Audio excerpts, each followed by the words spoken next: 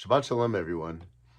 I'm constantly amazed by the relevance of our texts. And by that, I mean that our ancient narratives and the descriptions of those narratives, the commentaries on those narratives continue to speak to us as we move forward in life, as history moves forward.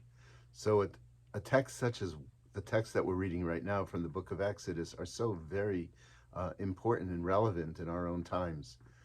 A number of times at the Martin Luther King celebration this past week that our community had, we referenced the book of Shemot, the book of Exodus, and the values that it taught us and how we are to be in this world.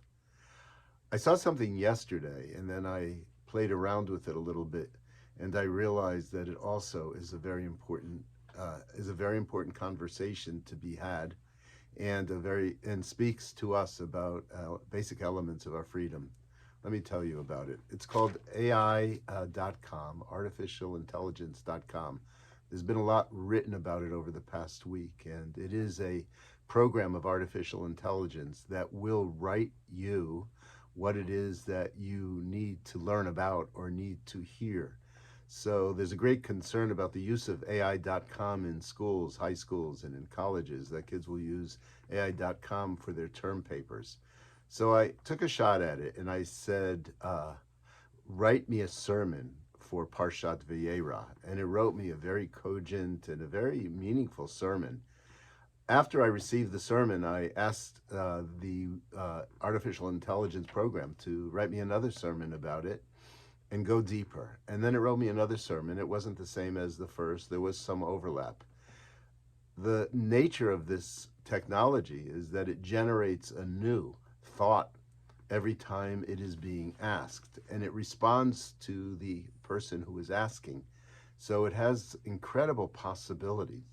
The problem is, especially when we're talking about learning and students, is that it takes away people's desire to generate their own thought.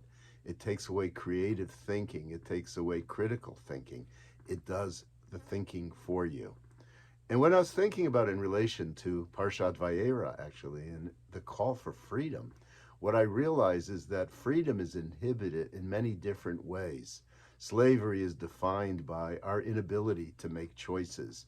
When things are done for us, when things are thought out for us, when we don't have to think critically about what we're doing or discern the meaning of what we're doing, we are giving up freedom. So there are all sorts of ways that we can be enslaved in this world, and certainly technology is doing a fine job at it. The challenge is this: when we first see it, it's very exciting, and when we first see it, we want to try it, and then when we see it can give us so much, and we stop trying. So I hope that as we think about freedom over these weeks, when we read this Parsha, and then when we come to Passover, we'll think about the ways that our freedom is taken from us in this technological world. It's one of the purposes of Shabbat, as you know, to remove us from this world of technology and to make us think for ourselves and feel for ourselves and be in relationship with real people. Shabbat Shalom. I look forward to seeing you in Shul.